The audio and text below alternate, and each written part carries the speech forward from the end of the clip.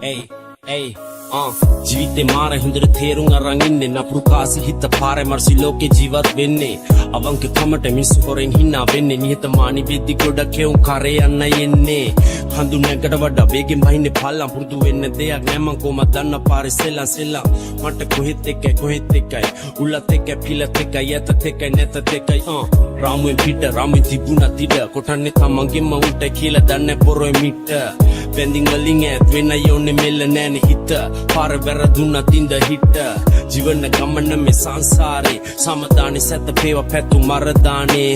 මේ කිවෙන ජීවිතේ හිතන තරම් සුන්දර නෑ දකින්න තරම් ලස්සන නෑ මේ ජීවිත ගමන ගලගෙන යන්නේ තනුවක් වගේ මේ ජීවිත ගමන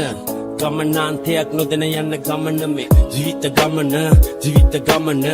ගලගෙන යන්නේ තනුවක් වගේ මේ ජීවිත ගමන ගමනාන්තයක් නොදැන යන්න ගමන මේ අවංක වෙන්න යෝනේ මුලින්ම තමන්ට තමා ගලට උදව් අවසානෙට තමන්ට තමා රැවලේ දවලේ වැටෙන වරදට වග කියන්න වෙන කවුරුවත් නෙවෙයිනේ තමම තමා ආයෙ නැ කරන්නේ නම් කරපු පව් පරණ හිතම් පවෙන්න පුවතේ පුතුන් විසිමව මරණ විභාගෙන ජීවිතේ සල්ලි පැනයි බවරණ නැගිටොත් මිස ගැම්මේ ලොවෙත් පතන්නේ හවරණ දෙපැත්ත කෙසෙද කිව නොහැකි මැද්දකි වැදගත් වයස නෙමෙයි ලැබපු අත්දැකීම්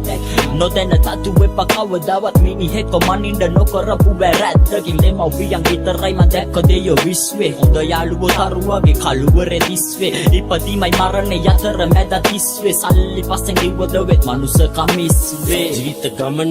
ජීවිත ගමන ගලගෙන යන්නේ තනුවක් වගේ මේ ජීවිත ගමන ගමනාන්තයක් නොදැන යන්න ගමන මේ ජීවිත ගමන ගලගෙන යන්නේ තනුවක් වගේ මේ ජීවිත ගමන